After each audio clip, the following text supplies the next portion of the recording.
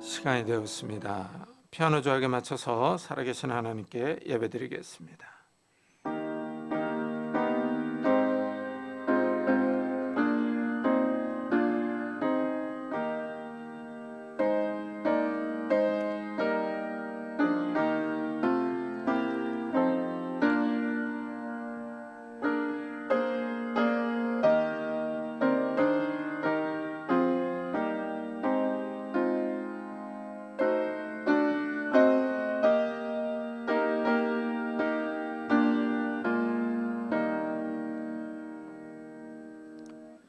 너희가 거듭난 것은 썩어질 씨로 된 것이 아니요 썩지 아니할 씨로 된 것이니 살아있고 항상 있는 하나님의 말씀으로 되었느니라. 그러므로 모든 육체는 풀과 같고 그 모든 영광은 풀의 꽃과 같으니 풀은 마르고 꽃은 떨어지되 오직 주의 말씀은 세세토록 있도다. 아멘. 하나님, 이 시간이 흘러가며 우리의 육신도 연약해져 가고 병들어 갑니다. 그렇지만 하나님, 우리가 하나님의 말씀으로 거듭난 줄을 믿습니다. 하나님의 말씀으로 소망을 갖게 된 것을 믿습니다. 하나님, 우리에게 산 소망을 주시고 하나님 나라의 소망을 갖게 하여 주시니 감사합니다. 우리에게 영원한 생명을 주신 그 하나님을 찬양하며 예배합니다. 이 주일 아침에 우리가 하나님의 이름을 부르며 하나님을 찬양하며 나아갈 때 성령 하나님께서 우리 가운데 충만히 임재하셔서 우리의 예배를 받아주시며 우리가 하나님과 함께 기뻐하며 즐거워할 수 있는 귀한 시간이 될 수 있도록 축복해 주옵소서. 이 시간이 갈수록 우리의 믿음이 더욱더 굳건해지게 하여 주시고 우리의 소망이 더욱더 든든해져 갈 수 있도록 은혜를 베풀어 주옵소서. 감사드리며 예수 그리스도의 이름으로 기도드리옵나이다. 아멘. 찬송가 뒤에 있는 교독문 44번을 같이 교독하겠습니다.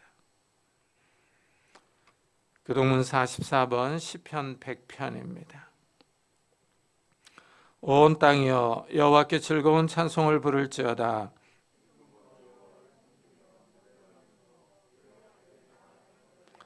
여호와가 우리 하나님이신 줄 너희는 알지어다.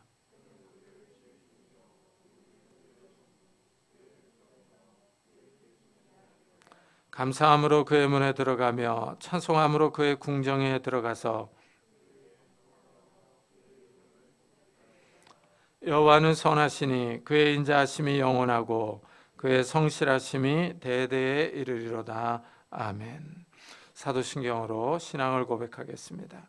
전능하사 천지를 만드신 하나님 아버지를 내가 믿사오며 그 외아들 우리 주 예수 그리스도를 믿사오니 이는 성령으로 잉태하사 동정녀 마리아에게 나시고 본디오 빌라도에게 고난을 받사 십자가에 못 박혀 죽으시고 장사한 지 사흘 만에 죽은 자 가운데서 다시 살아나시며 하늘에 오르사 전능하신 하나님 우편에 앉아 계시다가 저희로서 산자와 죽은 자를 심판하러 오시리라. 성령을 믿사오며 거룩한 공예와 성도가 서로 교통하는 것과 죄를 사하여 주시는 것과 몸이 다시 사는 것과 영원히 사는 것을 믿사옵나이다. 아멘. 우리 다 같이 자리에 앉으셔서 찬송가 91장을 부르겠습니다.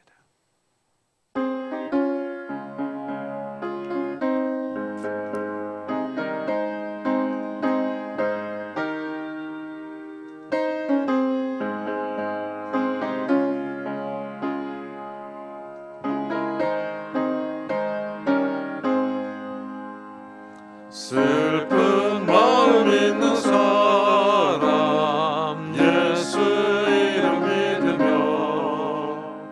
영원토록 변함없는 기쁜 마음 얻으니 예수의 이름은 세상의 소망이요 예수의 천국의 기쁨일세. 거룩하신 주의 이름 너의 방패 삼으라. 환난 시험 당할 때에 주께 기도드려라. 예수의 이름은 세상의 소망이요 예수의 이름은 천국의 기쁨일세. 존귀하신 주의 이름 우리 기쁨 되도다. 주의 품에 안길 때에 기뻐 찬송 부르리. 예수의 이름은 세상의 소망이요. 예수의 이름은 천국의 기쁨일세. 우리 갈 길 나간 후에 보좌 앞에 나가 왕의 왕께 경배하며 멸류관을 드리니. 예수의 이름은 세상의 소망이요. 예수의 이름은 천국의 기쁨일세. 김민선 전사님께서 대표 기도해 주시겠습니다.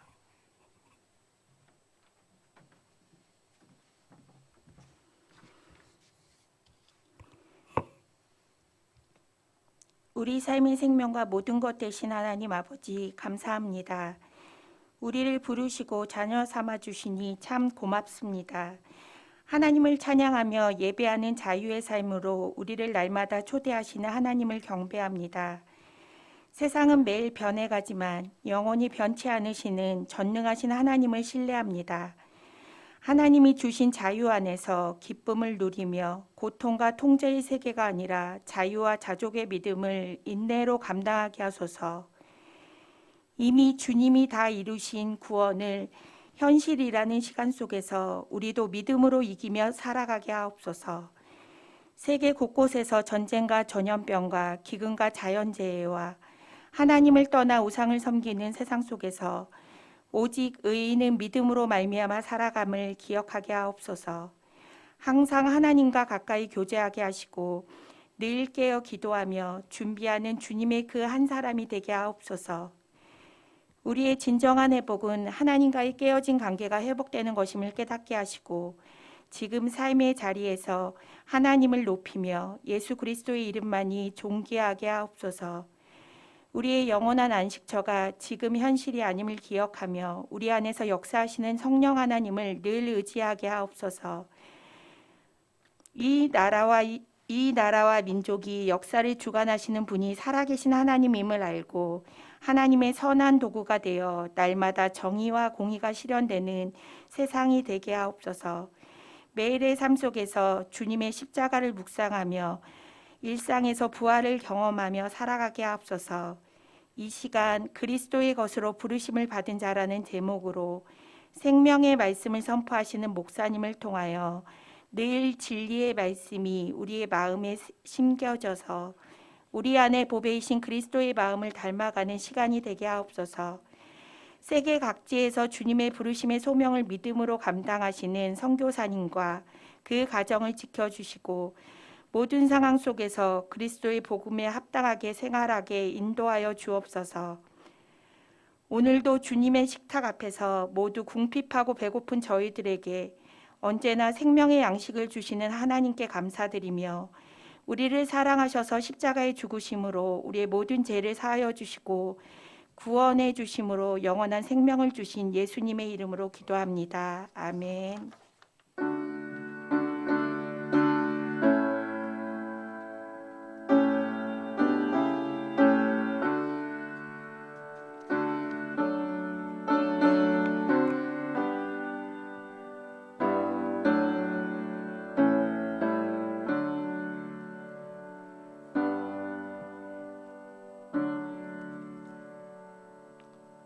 하나님의 말씀은 로마서 1장입니다.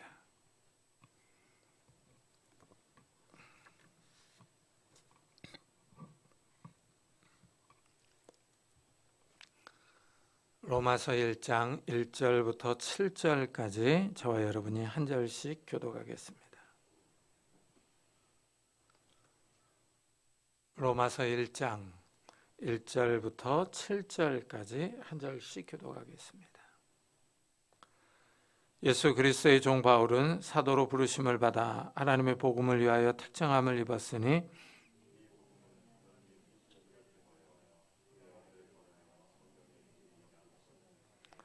그의 아들에 관하여 말하면 육신으로는 다윗의 혈통에서 나셨고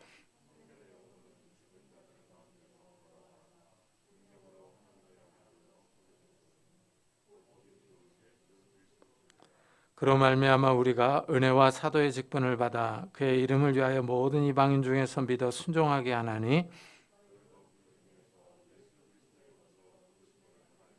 다 같이 로마에서 하나님의 사랑하심을 받고 성도로 부르심을 받은 모든 자에게 하나님 우리 아버지와 주 예수 그리스도로부터 은혜와 평강이 있기를 원하노라. 아멘.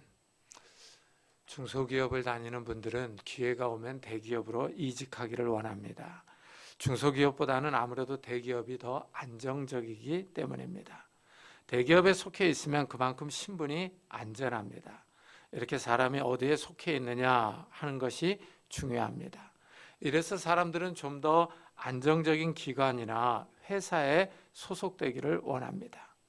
그런데 오늘 말씀에 아주 흥미로운 표현이 나옵니다. 사도 바울은 성도들의 소속을 너희도 그들 중에서 예수 그리스도의 것으로 부르심을 받은 자니라 하고 말하고 있습니다. 우리는 예수 그리스도께 속해 있습니다. 물론 예수 그리스도께 속해 있다는 것은 돈을 벌기 위한 소속은 아닙니다. 하지만 이 소속은 대기업이나 기관보다 더 안정감을 줍니다. 바울은 모든 성도는 그리스도의 것으로 부르심을 받았다 하고 말합니다. 이 세상에 많은 사람이 살고 있습니다. 약 80억 명 정도 됩니다. 엄청난 숫자입니다. 그런데 이 많은 사람 가운데 하나님이 우리를 그리스도의 것으로 부르셨습니다. 신적 부르심입니다. 이 부르심이 우리의 소속을 말해줍니다. 사도 바울은 먼저 자신도 부르심을 받았다고 말합니다.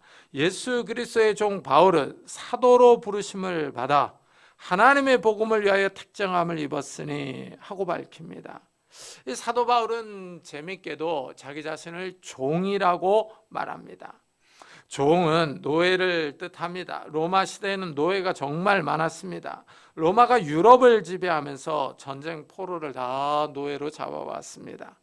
노예는 사유재산으로 사고 팔 수 있습니다. 따라서 노예는 좋은 신분은 아닙니다. 그런데 사도 바울은 자신을 예수 그리스도의 종, 노예로 소개합니다. 이 소개가 아주 아이러니합니다. 사도 바울의 이름은 원래 사울입니다. 사울은 처음에 예수를 아주 싫어했습니다. 예수님이 기적을 행하며 하나님 나라의 복음을 전했습니다. 많은 무리가 예수님을 메시아로 믿고 따랐습니다. 사울은 예수님이 메시아가 아니라고 생각했습니다. 그래서 예수를 믿는 사람들을 박해했습니다. 예수 믿는 사람들을 유대교의 이단으로 여긴 겁니다. 사울은 스데반 집사를 죽일 때 찬성했습니다. 증인들의 옷을 맡아 주었습니다. 더 적극적으로 사울은 예수 믿는 사람들을 잡아다가 때리고 옥에 가두었습니다. 심지어 외국에 있는 성도들도 잡으러 다녔습니다. 사울이 다메섹에 있는 기독교인들을 잡으러 가는 도중에 예수님을 만납니다. 밝은 빛이 사울에게 비칩니다. 하늘에서 사울아 사울아 내가 어찌하여 나를 박해하느냐 하는 음성이 들립니다. 사울이 주여 누구십니까? 하고 묻자 나는 내가 박해하는 예수라 하는 대답이 들립니다. 사울이 예수님을 만난 겁니다. 사울은 이제까지 예수님을 메시아로 인정하지 않았습니다. 예수님이 십자가에서 죽고 3일에 다시 살아났다는 말을 믿지 않았습니다. 예수님이 부활했다는 것을 거짓말이라고 생각했습니다. 그런데 부활하신 예수님이 직접 나타난 겁니다. 예수님이 사울을 종으로 사도로 부르신 겁니다. 이 일로 사울이 완전히 변합니다. 사울이 예수님을 만난 후에 이름을 바울로 바꿉니다. 그리고 복음을 전하러 다니기 시작합니다. 자기가 핍박하던 예수님을 메시아라고 선포합니다. 이래서 바울이 자신을 소개하는데 예수 그리스도의 종 바울은 사도로 부르심을 받았다 하고 말합니다. 예수님이 메시아라고 선포하는 겁니다. 아주 자신 있게 예수님이 그리스도라고 증거합니다.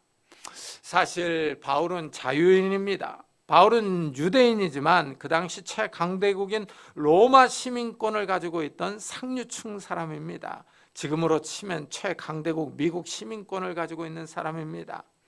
바울은 태어나면서부터 로마 시민권을 가지고 있었으니 대단한 상류층 집안에서 자랐습니다. 학벌도 그 당시 최고인 가말리알 문화에서 공부했습니다. 유대인 중에서 바리새파입니다. 바울은 히브리 사람이며 베냐민 지파입니다. 그런데 바울은 예수 그리스도의 종으로 부르심을 받았다고 이 로마서 첫 문장에서 말합니다.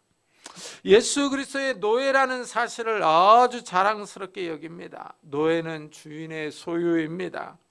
주인이 가라 하면 가고 죽으라 하면 죽어야 합니다. 주인의 명령에 절대 순종해야 합니다. 개인의 의견이나 주장을 할 수가 없습니다. 그런데 사도 바울은 예수 그리스도께 속했다는 자부심이 대단합니다. 이런 자부심과 자랑은 그가 가진 모든 것을 배설물로 생각한다는 말에 잘 나타납니다. 바울은 인간적으로 보면 내세울 것이 많습니다. 하지만 예수 그리스도의 것으로 부르심을 받은 사실과 비교해 보면 자신의 것을 다 버려도 될 쓰레기에 불과합니다. 그러나 무엇이든지 내게 유익하던 것을 내가 그리스도를 위하여 다 해로 여길 뿐더러 또한 모든 것을 해로 여김은 내 주 그리스도 예수를 아는 지식이 가장 고상하기 때문이라. 내가 그를 위하여 모든 것을 잃어버리고 배설물로 여김은 그리스도를 얻고 그 안에서 발견되려 함이니 하고 말합니다. 여기서 배설물이라는 단어는 가치 없는 것, 버려도 될 만한 것으로 똥, 쓰레기, 오물, 폐기물로 번역할 수 있습니다. 사도 바울은 자신이 가진 재산, 신분, 학벌을 예수 그리스도와 비교해 보면 다 쓸데없는 것이라고 고백합니다. 그만큼 예수 그리스도의 것으로 부르심을 받은 것이 소중하고 귀하다는 의미입니다. 어떻습니까?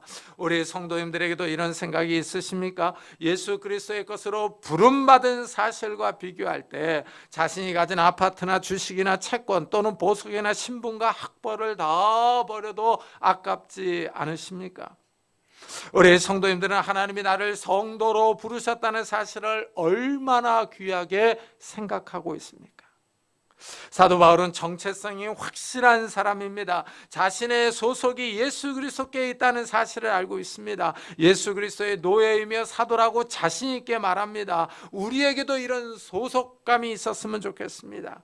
예수 그리스도의 사람으로 부르심을 받았다는 정체성입니다. 우리 소속이 예수님께 있다고 자랑하는 사람이 되기를 축복합니다. 사도 바울은 예수 그리스도의 것으로 부르심을 받았다는 사실에 대단한 자부심을 소유하고 있습니다. 그렇다면 이제 예수 그리스도가 누구냐? 도대체 누구이기에 사도 바울이 이런 자부심을 가지고 있는가 하는 겁니다. 예수님이 로마 시민권, 최고의 학벌과 자신의 집안 배경을 다 버려도 아깝지 않을 정도의 인물이냐 하는 것입니다. 사도 바울은 복음을 전하도록 사도로 부르심을 받았다고 말합니다. 이 복음은 하나님이 선지자들을 통하여 그의 아들에 관하여 성경에 미리 약속하신 것이라 하고 밝힙니다. 사도 바울이 전한 복음은 하나님의 아들에 관한 것입니다. 예수님을 먼저 하나님의 아들로 소개합니다. 이 우주 만물과 사람을 만드신 창조주의 아들로 성자 하나님이십니다. 예수님의 신분이 어마어마합니다. 사도 바울이 로마 시민권을 버리고 예수님의 종의 신분을 자랑하며 만족하는 이유가 여기 있습니다. 예수님의 종은 결코 부끄럽거나 천대받는 신분이 아닙니다. 사람들은 아버지가 국회의원이거나 장관이면 아주 자랑스럽게 생각하고 아버지의 신분을 드러냅니다. 이렇게 이 사회에서도 높은 신분이 있습니다. 그런데 예수님은 하나님의 아들입니다.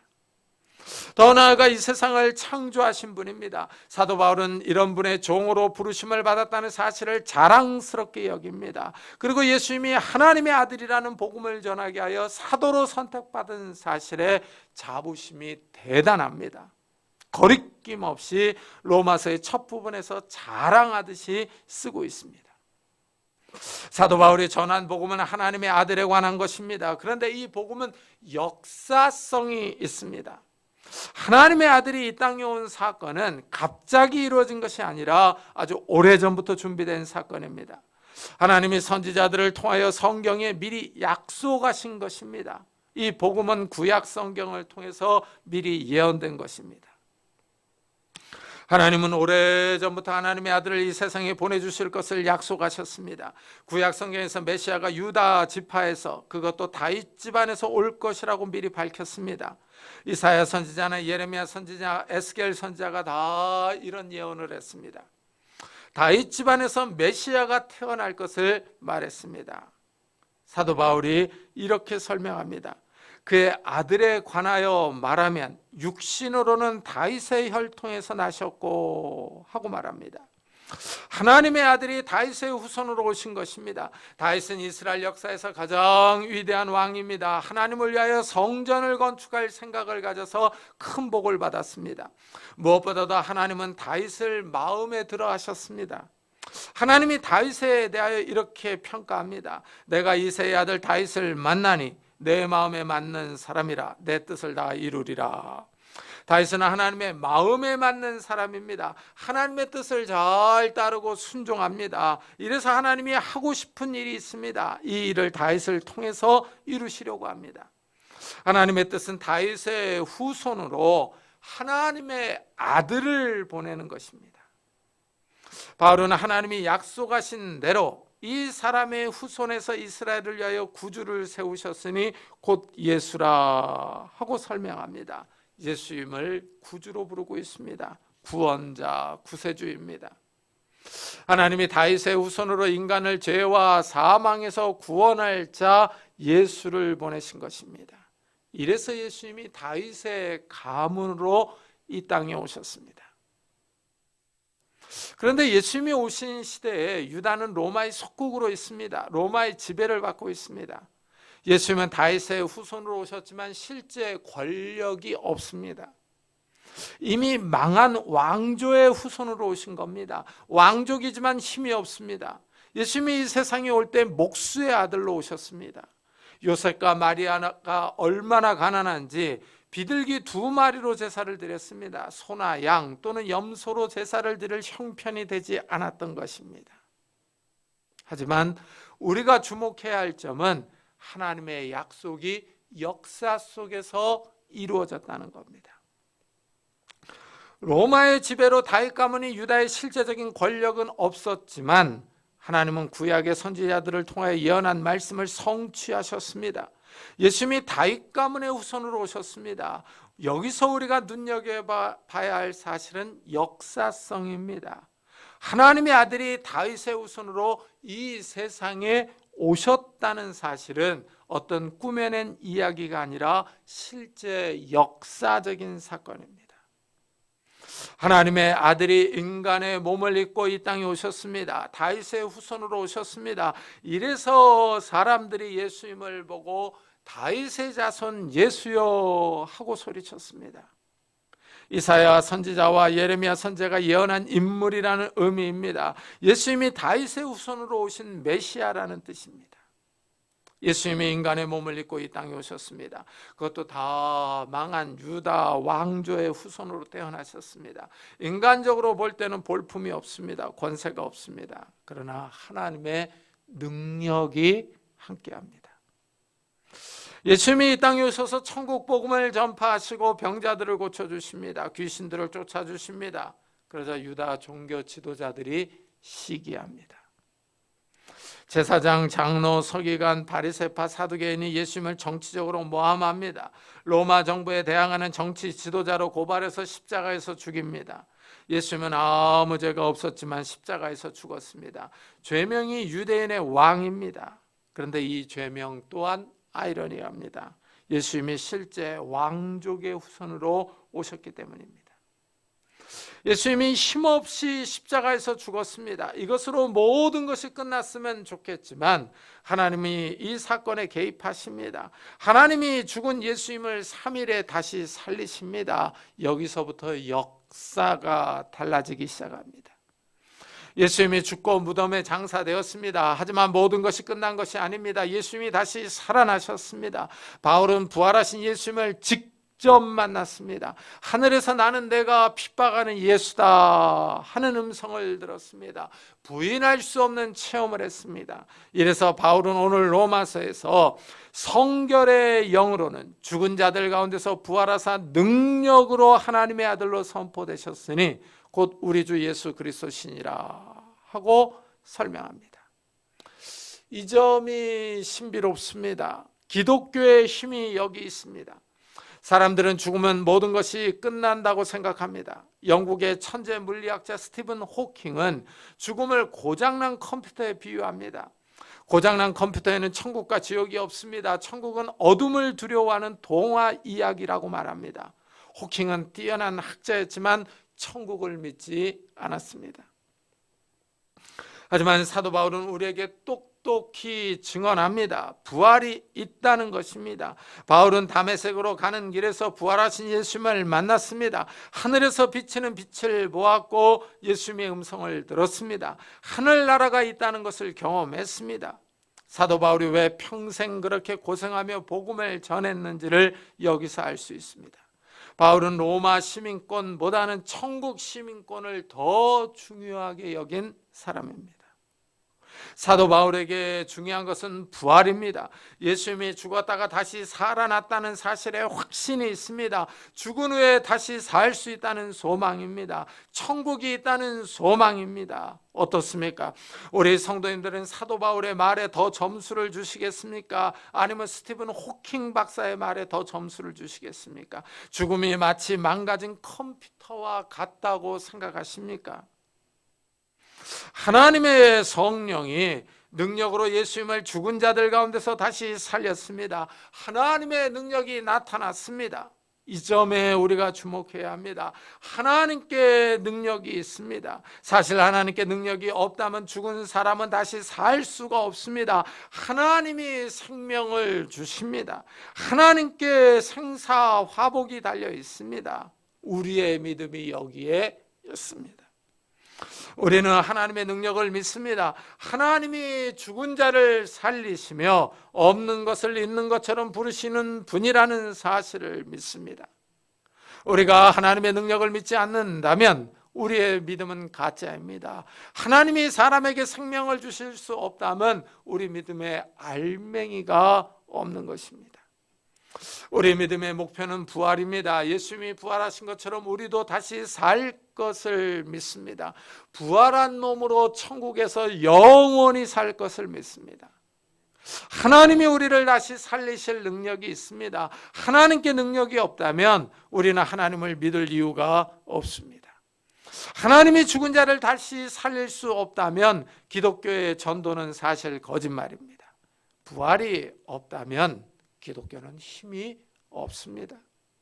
기독교의 능력은 부활에 있습니다. 예수님이 다시 살아나셨습니다. 예수님이 바울을 다메섹 도상에서 부르셨습니다. 하나님의 복음을 전하도록 사도로 부르신 겁니다. 사도 바울은 이것을 은혜로 여깁니다. 기독교를 박해하며 핍박했던 자신을 용서해 주시고 하나님의 종으로 부르셨습니다. 구원받을 자격이 없는 바울에게 하나님이 은혜로 그를 구원의 자리로 부르셨습니다. 이래서 사도 바울은 그로 말미암아 우리가 은혜와 사도의 직분을 받아 그의 이름을 위하여 모든 이방인 중에서 믿어 순종하게 하나니 하고 말합니다. 우리는 바울처럼 사도로 부르심을 받지는 않았습니다. 그러나 사도 바울처럼 은혜를 받은 것은 확실합니다. 우리 역시 구원받을 자격이 없는데도 불구하고 하나님이 우리를 구원의 자리로 부르셨기 때문입니다. 하나님이 이방인인 우리를 예수 그리스도의 것으로 부르셨습니다. 우리의 소속이 예수님께 있습니다. 우리는 이런 하나님의 부르심에 감사하며 순종해야 합니다. 하나님의 말씀에 순종하는 삶을 사는 것이 우리의 임무입니다. 이래서 사도 바울은 그리스도의 것으로 부름을 받은 사람들이 취해야 할 태도는 믿어 순종하는 삶이라고 말합니다. 하나님의 말씀을 믿고 순종하는 것입니다. 말씀에 예수님께 소속된 사람들이 어떻게 살아야 할지가 드러나 있습니다. 하나님은 성도들에게 이 세상의 풍조를 따르지 말고 하나님의 뜻을 따라 살라고 하십니다. 이 세상 풍조는 돈을 사랑하며 자기 중심적인 삶을 추구합니다. 자신의 행복과 즐거움의 삶의 목표입니다. 하나님 중심이 아니라 자신이 중심입니다. 하지만 하나님의 부르심을 받은 사람들, 예수 그리스도께 소속된 사람들의 삶의 양식은 다릅니다. 거룩한 삶을 추구합니다. 거룩한 삶의 추구는 바울의 마지막 인사말에 나오고 있습니다. 로마에서 하나님의 사랑하심을 받고 성도로 부르심을 받은 모든 자에게 하나님 우리 아버지와 주 예수 그리스도로부터 은혜와 평강이 있기를 원하노라 하고 인사합니다. 사도 바울이 로마 교회 성도들을 성도로 부르심을 받은 모든 자라고 말합니다. 여기서 성도는 거룩한 자들입니다. 하나님이 예수 그리스도로 부르신 자들은 다 거룩한 자들입니다. 예수님의 십자가 사건을 믿으면 예수님의 보혈이 믿는 자들의 죄를 씻어서 거룩하게 해줍니다. 이래서 성도로 불립니다. 이 기독교 역사를 읽어보면은 이 성자들이 있습니다. 성 요한, 성 어거스틴 하고 부릅니다. 여기서 성이라고 하는 말은 성자, 성인이라는 의미입니다. 이 말이 거룩한 자라는 뜻입니다. 하나님이 예수 그리스도를 믿는 사람들을 거룩한 자로 성인으로 불렀습니다. 이 점에 우리가 주목해야 합니다. 우리 역시 성도로 부르심을 받았기 때문입니다. 한번 자기 이름 앞에 성자를 붙여보십시오. 성 김영욱 하면 어딘가 모르게 낯섭니다. 얼굴이 간질간질합니다. 그렇게 거룩한 것 같지 않은데, 아직 버려야 할 죄의 습관들이 많은데 하나님은 우리를 성도로 부르셨습니다. 우리가 이 세상 풍조를 따라 세상의 즐거움을 쫓을 것이 아니라 하나님의 뜻을 따라 거룩하게 살아야 할 이유가 여기 있습니다. 우리 이름 앞에 성자가 붙기 때문입니다. 우리의 소속은 예수 그리스도입니다. 예수 그리스도께 소속된 사람은 돈을 많이 버는 것이 삶의 목표가 아닙니다. 이 세상에서 큰 권력을 잡거나 크게 성공하는 것이 삶의 목표가 아닙니다. 물론 성도들도 성공을 원합니다. 그러나 성공은 부차적인 목표일 뿐입니다. 성공을 통하여 하나님께 영광을 돌리는 삶을 살려는 것입니다. 더 큰 목표는 하나님의 영광입니다. 하나님께 영광을 돌리는 삶의 목표를 이루기 위해서 우리는 거룩한 삶을 살아야 합니다. 성공하기 위하여 거짓말하고 다른 사람을 짓밟고 속이는 방법을 사용하는 것이 아닙니다. 윤리적으로 깨끗한 방법을 사용해야 합니다. 여기서 세상 사람들과 차이가 납니다. 돈을 벌기 위해서 부정부리 거짓을 저지르는 것이 아니기 때문입니다. 이렇게 말하면 목사님이 세상을 몰라서 그래요 하고 이 반론하는 분들이 있습니다. 예, 맞습니다. 제가 세상을 잘 모릅니다. 그러나 한 가지는 압니다. 하나님께 능력이 있다는 사실입니다. 성도들이 이 세상에서 거룩하게 살면서 성공을 추구할 때 하나님이 도와주신다는 사실입니다. 하나님은 우리를 성공시켜 주실 능력이 있습니다. 하나님의 능력은 이 세상의 모든 분야에서 나타날 수 있습니다. 하나님이 정치하는 기독교인들에게 힘과 지혜를 주실 수 있습니다. 중상 모략과 권모 술수를 사용하지 않아도 하나님이 기독교 정치인을 도와주십니다. 우리는 이런 예를 다니엘에게서 볼 수 있습니다. 다니엘은 상대 정치인의 술수를 알면서도 목숨을 잃을 수 있다는 사실을 알면서도 신앙을 포기하지 않고 하나님께 기도했습니다. 결국 사자굴에 들어가는 위기를 당했지만 하나님이 다니엘을 건져주셨습니다. 하나님이 다니엘을 도와주셔서 사자의 입에서 구원받았습니다. 다니엘 대신에 상대의 정치인들이 다 사자굴에 떨어져 죽는 모습을 보았습니다.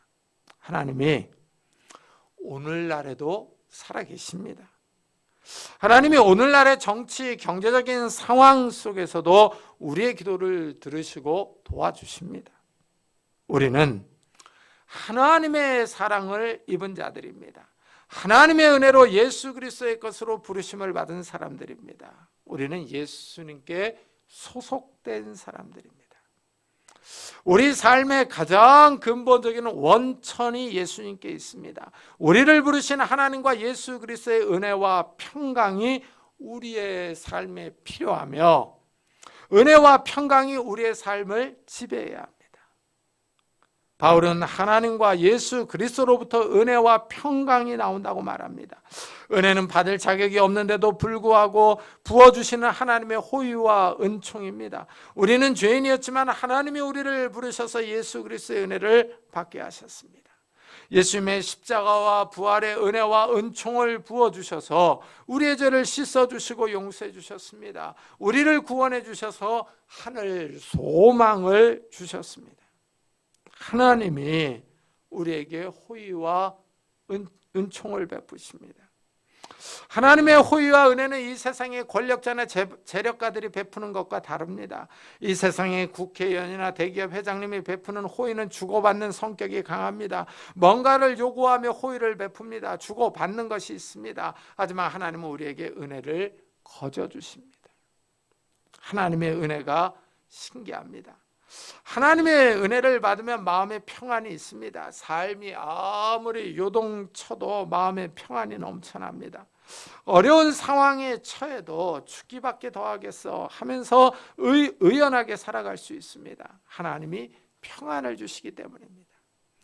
마음이 평안하면 외부의 어려움을 이길 수 있습니다. 힘들어도 극복하며 나아갑니다. 요즘 우리가 사는 시대가 어렵습니다.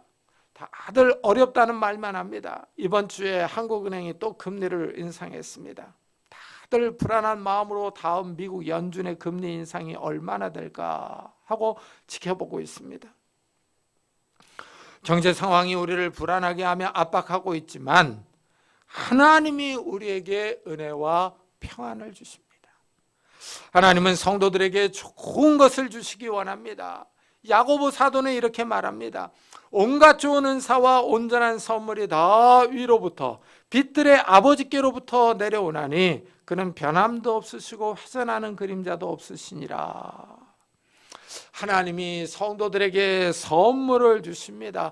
좋은 것들을 주실 준비를 하고 계십니다. 힘들 때, 어려울 때 성도들은 하나님의 은혜와 평안을 구해야 합니다.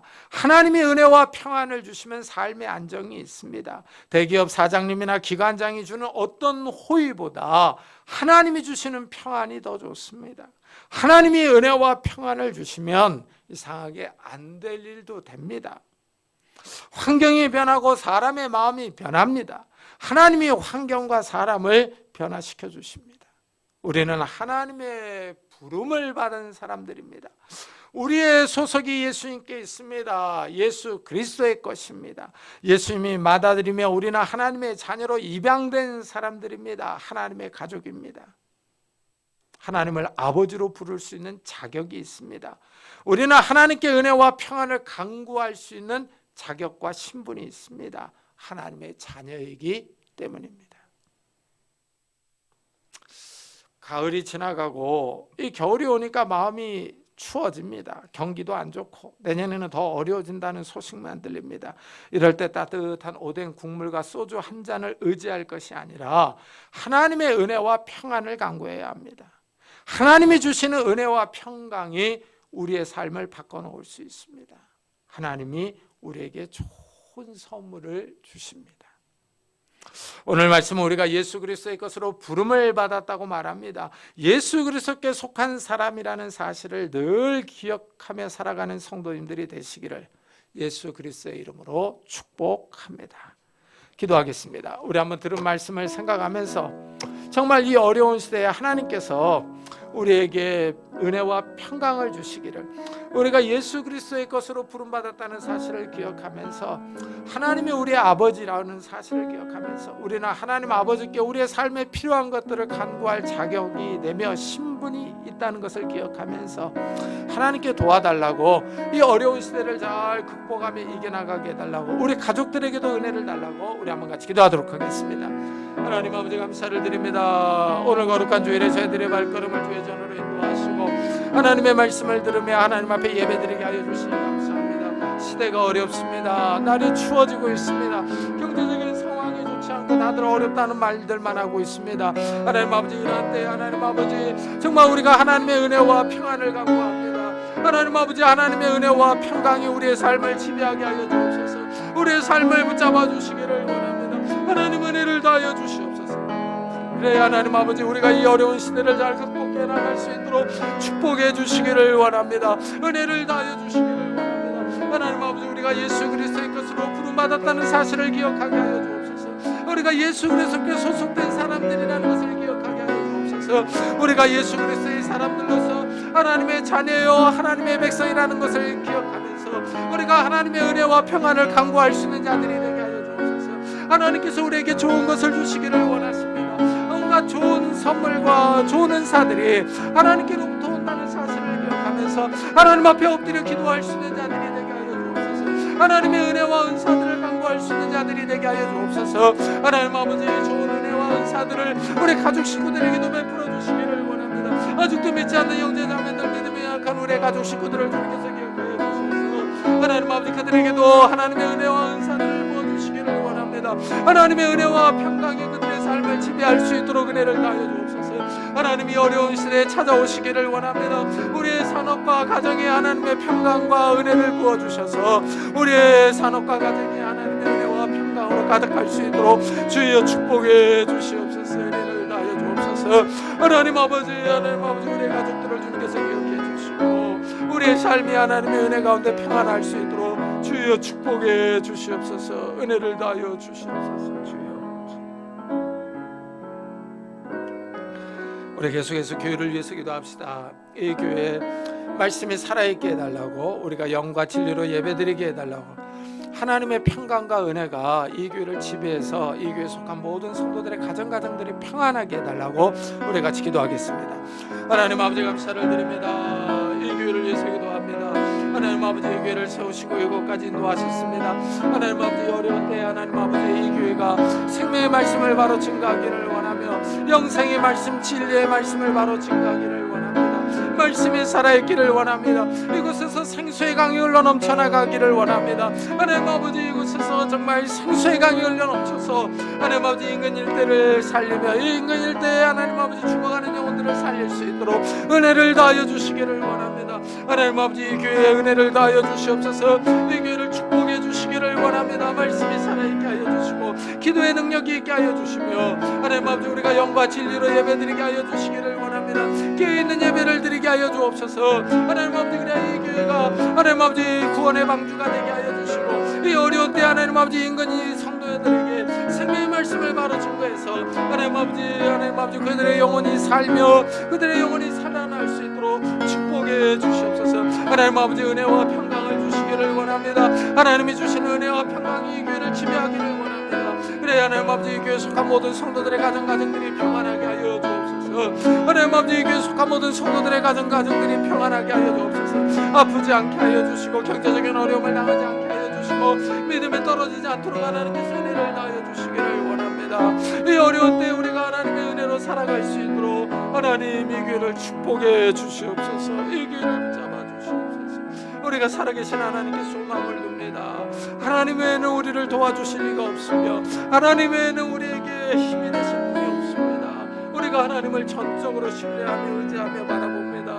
하나님, 우리가 마음과 뜻과 힘과 정성을 다해 하나님을 찾고 하나님을 의지하며 하나님을 바라봅니다. 하나님, 우리를 축복해 주시옵소서. 은혜를 다해 주시옵소서. 하나님, 경기는 더 어려워지고 인플레이션과 고금리가 우리의 삶을 압박하고 있습니다. 여기에 날까지 추워져 가고 있습니다. 우리의 마음이 스산하며 추워집니다. 하나님, 이러한 때에 하나님의 은혜와 평강이 필요합니다. 하나님께서 주시는 은혜와 평강이 우리의 삶을 지배하기를 원합니다.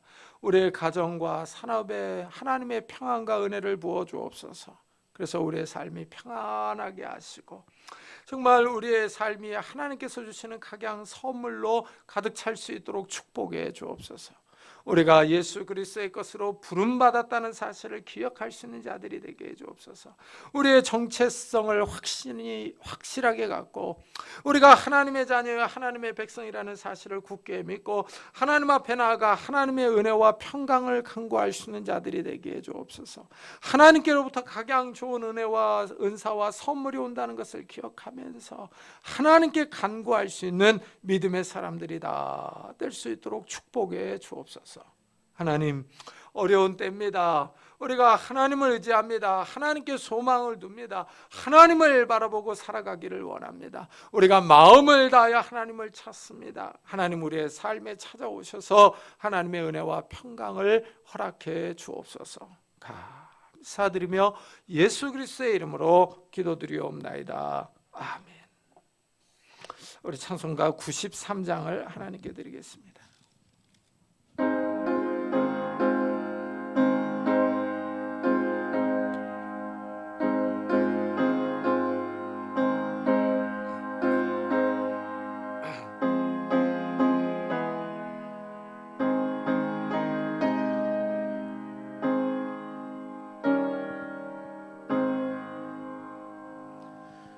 예수는 나의 힘이요 내 생명 되시니 구주 예수 떠나 살며 죄 중에 빠지니 눈물이 앞을 가리고 내 맘에 근심 쌓일 때 위로하고 힘주시니 주 예수. 예수는 나의 힘이요 내 친구 되시니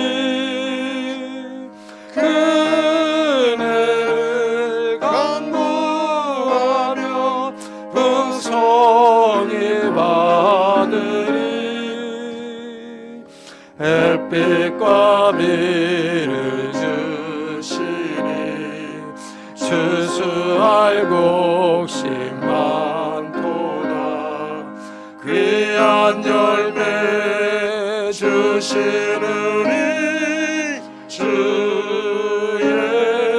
예수. 예수는 나의 힘이요 내 기쁨 되시니 그 명령을 준행하여 늘 충성하겠네. 주야로 보호하시며 바른 길 가게 하시니 의지하고 따라가리 주 예수. 예수는 나의 힘이요 내 기망 되시니 이 세상을 떠나갈 때 온 영생 얻으리. 한없는 복을 주시고 영원한 기쁨 주시니 나의 생명 나의 기쁨 주 예수. 하나님, 정말 예수님께서 우리의 힘이 되시며 기쁨이 되시며 우리의 능력이 되십니다. 우리가 그 주님을 의지하고 이 험한 세상을 살아갑니다. 이 세상이 요동치며 흔들리고 있지만 우리가 예수 그리스도를 의지하며 살아가기를 원합니다. 예수 그리스도께서 주신 은혜로 살아가기를 원합니다. 하나님 우리를 축복해 주옵소서. 하나님께서 베풀어 주신 은혜에 감사하는 마음으로 귀한 예물을 들고 왔습니다. 11조로 감사헌금으로 주일헌금으로 드립니다. 이 어려운 시대에 하나님 우리가 이 돈을 의지하지 않고 재물을 의지하지 않고 이 재물을 주시는 우리 주님께 감사하며 이 재물을 주시는 하나님을 바라보며 하나님 앞에 이 예물을 드립니다. 하나님 이 예물을 받아주시고 우리의 삶에 찾아오셔서 축복해 주옵소서. 우리의 손으로 하는 모든 일들이 복을 받게 해 주옵소서. 30배, 60배, 100배의 결실을 맺게 하여 주셔서 우리가 이 땅에서 살아가는 동안에 물질로 인하여 어려움을 겪지 않게 하시고 우리가 다른 사람을 구워주며 도와주며 선교할 수 있는 넉넉한 삶을 살아갈 수 있도록 축복해 주옵소서. 하나님 또한 우리의 삶에 찾아오셔서 부부 사이가 부모와 자녀 사이가 화목하기를 원합니다. 하나님 우리의 가정들이 작은 천국이 될 수 있도록 은혜를 다하여 주옵소서. 이 어려운 때 우리가 서로 싸우지 않고 다투지 않고 신경질 내지 않고 서로를 불쌍히 여기며 서로에게 은혜를 베풀며 궁유를 베풀며 정말 이해하며 관용을 베풀 수 있는 우리들이 될 수 있도록 축복해 주옵소서. 그래서 하나님 우리의 가정들이 화목하게 하시고 사랑이 넘치는 귀한 가정들이 될 수 있도록 은혜를 베풀어 주옵소서. 연로하신 부모님에게 건강과 믿음을 더하여 주시고 우리의 자녀들 어디를 가든지 하나님과 사람에게 칭찬을 듣는 자들이 되게 하시고 믿음에 바로 서는 자들이 되게 하여 주시고 들어와도 복을 받고 나가도 복을 받는 자들이 될 수 있도록 주여 축복해 주시옵소서. 결혼 정년기에 있는 우리 자녀들에게 좋은 배우자들을 허락하셔서 아름다운 가정들을 이루게 해주시며 취업을 준비하는 우리 자녀들에게 하나님께서 예비하신 곳으로 나아갈 수 있도록 축복해 주시며 대학 입시를 준비하는 우리 자녀들에게 은혜를 더하여 주시며 이 새 생명을 위해서 기도하는 가정들마다 하나님께서 허락하시는 새 생명이 있도록 복을 허락해 주시옵소서. 하나님 앞에 나올 때 육신의 질병으로 인하여 기도하는 성도님들이 있습니다. 이 시간 성령 하나님께서 역사하여 주시기를 원합니다. 우리 아픈 몸을 어루만져 주시옵소서. 예수 그리스도의 이름으로 명하노니 더러운 질병들아 다 떠날지어다. 예수 그리스도의 이름으로 명하노니 더러운 귀신들아 떠날지어다. 강건할지어다. 하나님께서 주시는 강건함이 우리 육신 가운데 있게 하여 주셔서 이 땅을 힘있게 뛰며 일하며 살아갈 수 있도록 축복해 주옵소서. 또한 하나님 우리 정신과 마음에도 은혜를 더하여 주셔서 하나님 우리를 괴롭히는 조울증과 우울증들, 염려와 걱정과 근심과 두려움들 다 떠나갈 수 있도록 은혜를 더하여 주옵소서. 이 어려운 때 우리가 우리의 마음을 잘 절제하며 우리의 마음을 잘 통제해서 우리가 하나님의 은혜 가운데 있게 하여 주시고 우리의 마음이 하나님이 주시는 담대함과 기쁨 가운데 있도록 축복해 주옵소서. 하나님 정말 이 어려운 때 우리의 마음이 무너지지 않도록 은혜를 다하여 주셔서 우리의 마음에 은혜와 평강들을 허락해 주시옵소서. 오늘도 복음사역을 위해 수고하는 우리 선교사들을 축복하셔서 아프지 않고 인종차별당하지 않고 경제적인 어려움을 당하지 않고 그곳에서 증가하는 복음을 통하여 많은 생명들이 주 앞에 돌아오는 놀라운 역사들이 일어날 수 있도록 축복해 주옵소서. 하나님 이 시간 예배를 드리고 또 나아갑니다. 예배당을 떠나서 나아갈 때 우리를 홀로 버려두지 마시고 우리와 동행하여 주셔서 힘들고 어려울 때 외로울 때 찾아오셔서 우리의 마음에 위로를 주시고 힘을 주시고 기쁨을 더하여 주옵소서. 감사드리며 예수 그리스도의 이름으로 기도드리옵나이다. 아멘. 교회 소식을 알려드리겠습니다. 이번 주에 읽을 성경 본문은 로마서 7장부터 고린도전서 11장까지입니다. 제가 하는 교회 교리 교육 하나님의 섭리를 올려놓았습니다. 참고해 보시기 바랍니다. 그리고 10월 재정 보고서가 나왔습니다. 참고해 보시기 바라고요. 날이 추워지고 있는데 건강에 주의하시기를 바랍니다. 우리 나같이 자리에서 일어나셔서 살아계신 주 부르고 예배 마치도록 하겠습니다.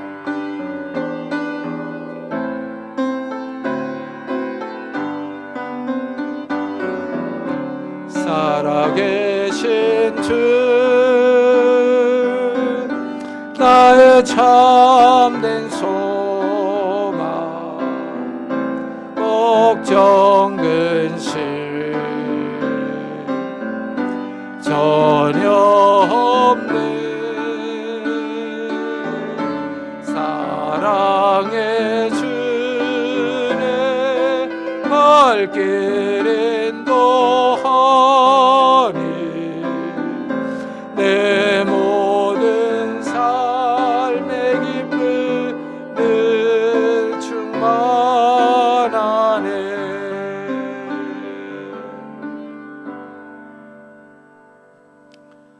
지금은 우리 주 예수 그리스도의 은혜와 하나님의 사랑과 성령님의 교통하심이 요동치며 흔들리는 세상 가운데 하나님의 은혜와 평강을 간구하며 돌아가는 우리 사랑하는 성도들과 가정과 산업과 교회 위에 지금부터 영원토록 함께 하시기를 간절히 축원하옵나이다.